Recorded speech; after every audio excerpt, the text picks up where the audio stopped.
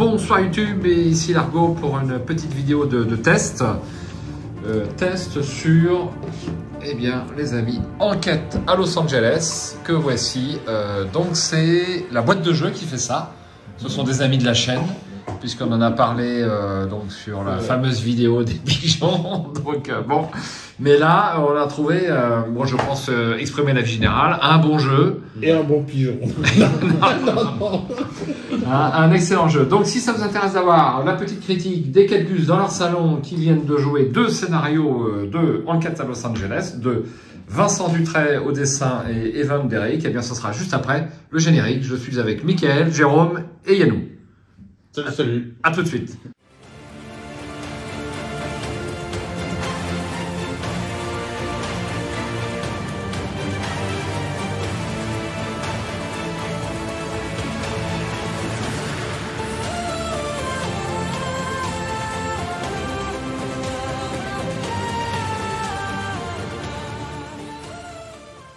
Alors, qu'est-ce que Enquête à Los Angeles? C'est un jeu, on va dire, immersif, narratif, non collaboratif, compétitif, avec 3 enquêteurs, donc c'était vous-même, sur le premier scénario, et un maître de jeu, moi-même, sur le premier scénario, et Jérôme sur le deuxième scénario. Donc c'est un jeu qui se déroule, donc, comme indiqué, sur Los Angeles. Chaque enquêteur va essayer de résoudre une affaire plus vite que ses comparses à la table. Hein. Le marionnettiste, donc le maître de jeu, est là pour freiner ou accélérer. Surtout pour essayer lui aussi de gagner la partie, puisque si aucun des enquêteurs n'arrive à trouver la solution de l'affaire, eh bien c'est lui qui gagne la partie. Il peut orienter les enquêteurs sur de fausses pistes ou essayer de les ralentir. Hein. Que dire sur ce jeu? Donc c'est un jeu jusqu'à combien de joueurs? 9 joueurs, c'est pas possible. 9 joueurs. Ouais, alors là, c'est un peu le foutoir, hein, je pense. Hein. Qu'est-ce que vous en pensez? Ouais, par équipe. Ouais. Un maître de jeu, deux maîtres de jeu, et puis deux équipes. Non, un maître de jeu, et un maître de jeu. Deux équipes. Oui, Deux équipes de 2. Oui, ouais, 2 équipes. Oui, c'est ça, 4 équipes de 2. 4 équipes de 2 et un maître de jeu. Non, il y en a 4. Non, il y en a 4. Il y en a 4 en tout cas. Bon, honnêtement, je pense que 3 équipes, c'est bien, parce qu'après, ça va être un petit peu long. Bon, même en individuel, ça ne va pas déranger. Ouais, je pense, ouais. Enfin, oui, mais à 4, ça aurait été long quand même. Tu as 3 autres joueurs qui font chacun 4 actions. Ouais, mais donc si c'est tu un fais petit des peu équipes. Bon, à vous de voir. Est-ce qu'il peut y avoir des spoilers quand ils discutent entre eux, que les autres écoutent Oui, ça c'est un petit peu embêtant, parce que quand une équipe discute de l'affaire, les autres peuvent écouter. Bon. Alors c'est plutôt fait quand même pour avoir 4 enquêteurs ou 3 enquêteurs individuels. C'est recommandé en équipe, mais faire attention aux discussions. Donc chaque scénario se présente comme ceci. Donc voici Boulevard du Crime, que l'on n'a pas joué. Donc c'est un scénario Bleuzaï, il y a un niveau de difficulté. Donc dans la boîte de base, il y a 3 scénarios Bleuzaï et 2 scénarios vétérans. Nous avons joué 2 scénarios Bleuzaï ce soir. Donc le tutoriel, hein, qui est quand même assez court. Et puis le deuxième scénario qui s'appelle Casse sans retour. Donc ça, le premier c'était du sang sur la jetée. Ouais, absolument. Donc, voici ce qu'on a joué. Donc un casse dans une banque et il va falloir retrouver l'argent. Je ne spoil rien, les cartes qui sont ici, eh bien vous les avez dès le début. Alors je vais comme d'habitude faire un petit tour de table pour savoir ce que vous avez pensé du jeu. Tu veux commencer, Mickaël? Oui. Ouais, très bien. Bah, ça nous change un petit peu de ces jeux qui sont d'habitude, de ces jeux d'enquête qui sont d'habitude coopératifs. Voilà, là on enquête, mais pas coopératif, c'est rare, c'est rarissime, il faut bien le dire. L'aspect compétitif amène un petit challenge, quoi, hein. Il faut être le premier. Et puis en fait on voit que le jeu, il y a forcément plusieurs branches, donc chacun enquête sur ses pistes. Et probablement que chaque piste peut mener au résultat. Et il faut être le plus rapide, quoi. Il faut être le plus direct sur les pistes pour arriver au résultat. Et on peut s'échanger, pas s'échanger des infos, mais raqueter les autres, revendre des infos. Donc c'est intéressant. Bon, ça t'a plu? Bon jeu, ça m'a plu. Ouais. Le deuxième un peu court, je trouvais presque un peu frustrant. On est arrivé un petit peu vite sur la solution. Voilà. Est-ce que c'est un coup de bol ou pas? Je pense que c'était un coup de bol quand même. Ça reste un scénario Bleuzaï. Ouais. Non, mais à contrario, finalement, le tutoriel, j'ai trouvé plus complexe le tutoriel que celui-là. Enfin, pour ma part, parce que je suis tombé sur certainement les bonnes cartes. Les bonnes cartes et puis peut-être que le maître de jeu n'a pas suffisamment embrouillé, mais il n'a pas pu. Bah, il a pas pu, Non, mais on te reproche rien, Jérôme, on te reproche rien. Il a que deux bonnes réponses. Il a eu que des bonnes réponses. Bon alors Jérôme, qu'as-tu pensé du jeu?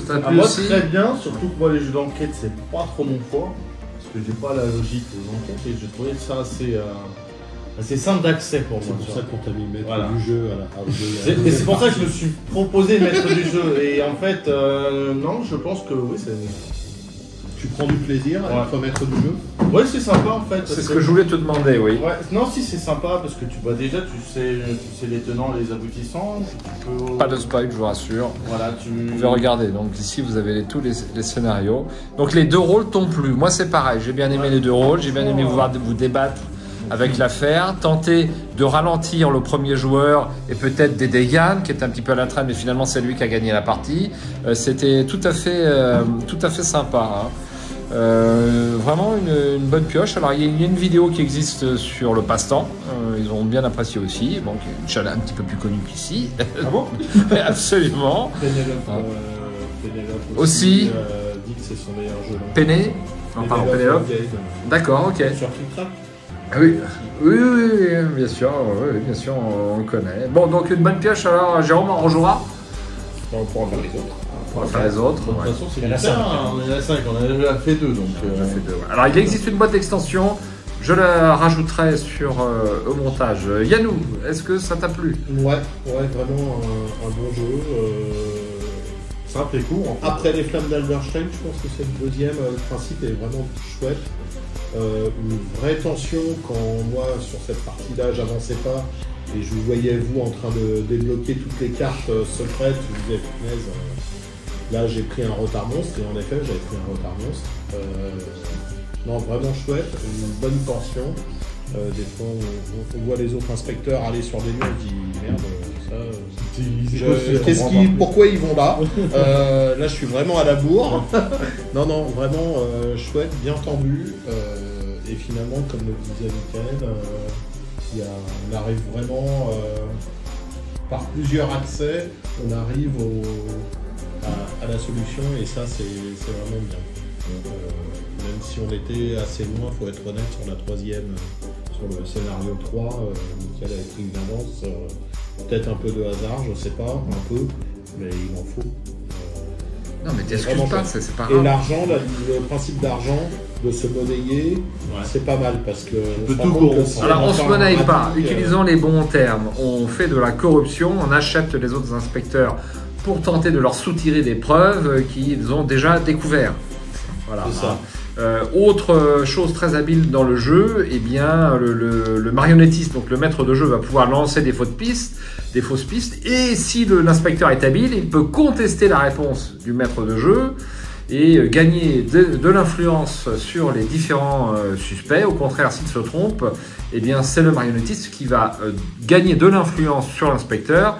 Et en retour, le marionnettiste va pouvoir ralentir la suite de l'enquête de cet inspecteur. Donc il y a de bons échanges. Et je pense que le marionnettiste, il a intérêt à bloquer assez souvent les actions, puisque ça lui permet aussi de faire cracher les inspecteurs, puisque ça coûte deux thunes. Ouais. Et je pense que ça, tu l'as peut-être pas assez fait. J'allais le faire, mais lui... Voilà. Donc les jetons d'influence du marionnettiste qu'il a pu collecter permettent de ralentir les inspecteurs en bloquant les interrogatoires. On pouvait le faire, mais on ne peut pas le faire sur la fouille, parce que je l'aurais bloqué sur la fouille, parce que je sais qu'une fois qu'il a... Il n'y a que sur les interrogatoires. Bon, les enfants, c'est bon signe, ils discutent du jeu en aparté, ils ont oublié qu'on était là. Bon, c'est effectivement très très bon signe. Mon avis à moi rejoint ce qui a été dit sur l'ensemble de la table, à savoir qu'on s'est bien senti dans une enquête de police. En tant qu'inspecteur, on découvre un à un les éléments, et moi c'est ça qui m'intéresse, c'est surtout le fait de rentrer dans l'histoire, d'être immergé totalement dans l'enquête de police et de ne plus être dans mon salon, mais à Los Angeles. ça. Hein, avec mon petit feutre sur la tête, mon par-dessus. Bon, une durée de vie assez sympa par enquête qui est de 2 heures par enquête. Il y a 5 enquêtes. Ouais, maximum. Il est plus. Et on peut le revendre. Il n'est pas destructif. Il n'est pas destructif. On peut le revendre. Ça aussi, c'est intéressant à signaler. Ouais. Alors moi, je ne revends pas les jeux qui m'ont plu. Je les garde en tant qu'enfant hein, dans la bibliothèque, en tant que trophée. Absolument. Mais si vous voulez le revendre, ça vaut le coup. Alors je vous rajouterai le prix à l'écran parce que je ne l'ai pas en tête. Mais c'est tout à fait raisonnable. Voilà, eh bien, je pense qu'on a fait un petit peu le tour de l'ensemble. Est-ce que vous auriez des petites choses à ajouter? Donc, on va mettre un petit pouce levé. Maintenant, je mets des petits pouces orange, rouge ou vert sur les petites vidéos. Il coûte pas cher, 36 €. 36 € seulement? Ouais. Seulement. Bah ouais, écoute. Non, mais moi, je le mettrai plus cher. Il faut le dire à la boîte de jeu, je le mettrai plus cher. Sur le Meeple orange, pour ne pas le citer, 36,90. D'accord. En prix rouge, alors peut-être il est en promo, je sais pas quoi. Bon, vraiment, il est partout à ce prix-là. 90, ça vaut le coup. Bah, franchement, ça vaut le coup. Une voilà. quarantaine d'euros. Ouais, ça vaut le coup. 40 balles pour 10 heures de trucs, c'est pas mal. Ouais. Donc, c'est 4 vraiment. € l'heure, 1 € par joueur. C'est honnête. C'est très honnête. Alors, il faut que vous appréciez ce type de jeu d'enquête, hein, puisque bon, on n'est pas dans du Terra Mystica ou d'autres jeux à salade de points. Ça manque de poule. De poulpe. Cthulhu. Ah oui, si tu veux jouer du Cthulhu, oui, effectivement, ça manque un peu de poulpe. On a tout dit. Bon, ouais, ok. C'est bête, on n'a rien de négatif à dire sur ce jeu. C'est ballot. Si, on a dit quand même que le scénario était un peu court. Ah si, voilà ce que je voulais rajouter. Donc je voulais rajouter, n'oubliez pas qu'il y a une coquille dans la notice qui est relativement importante. Peux-tu me filer la notice qui est ici? Sur le terme soustraire. Ah ouais, alors franchement on a cherché. Voilà. Dans la notice, c'est soustraire. Donc ce qui est indiqué ici, c'est soustraire. Ce terme n'existe pas en fait sur les cartes. C'est le terme prendre. Hein, donc quand il y a la petite main, on prend la carte, c'est aussi simple que ça. Et on s'est demandé si le fait de soustraire était différent du fait de prendre une preuve dans son inventaire. Ce n'est pas du tout le cas. Donc faites attention à ça parce qu'on a cherché un petit quart d'heure. Et comme d'habitude, Mickaël nous a sorti de la chose. Pendant que j'y suis, je vous montre un petit peu la notice avant d'en terminer sur cette vidéo. Une notice très très bien faite. Assez claire à l'exception du point que je viens de vous indiquer. Et puis pas trop copieuse. Hein, j'ai lu ça ce soir, ça a été relativement vite, je l'ai relu 2 fois, c'était très très sympa. On a même un mode inspecteur expert, auquel cas nous n'aurons que 4 jetons d'influence par inspecteur pour toute la partie au lieu de 8. Hein, donc il faut, si les jetons d'influence sont chez le marionnettiste, ils ne sont plus chez toi, et tu peux pas les... Il doit y avoir une gestion à ce niveau-là. Voilà. Donc voilà pour... Eh bien... On a assez de feuillets pour toutes les parties. Oh, largement. Voilà, pour Enquête à Los Angeles, donc un avis positif de moi-même et de mes petits camarades, à 3 joueurs minimum, et je pense que ça doit être très très bien à 3 joueurs, hein. Il y a 2 joueurs qui se battent un peu là-bas. Je dirais que 3 enquêteurs c'est bien. Bah oui, c'est pas mal, hein, 4 joueurs en tout, c'est bien. 3 enquêteurs c'est bien, c'est le chiffre idéal. C'est le chiffre idéal, très très bien à 2, pas possible en solo, hein, ça c'est clair. Ah bon? Bah non. Bah, il y a le maître du jeu. Il faut un maître du jeu, il faut 2 enquêteurs. Sinon, c'est pas compétitif. Sinon, c'est pas compétitif. D'ailleurs, c'est bien indiqué, c'est 3 joueurs au minimum. Bah, enfin, Mickaël. J'étais convaincu T'es fatigué. J'étais convaincu d'avoir une espèce de variante solo. Alors, je sais pas où j'ai vu ça. On coupera au montage cette réflexion. Voilà, visée. Tu peux retirer le vaincu. On vous salue bien bas. Merci d'avoir été sur cette modeste vidéo. Donc ici, la chaîne est modeste, mais si le jeu est de la merde, on vous le dira. Pas Brian? Tout à fait. Absolument. Ah, ciao, bonsoir. Merci encore.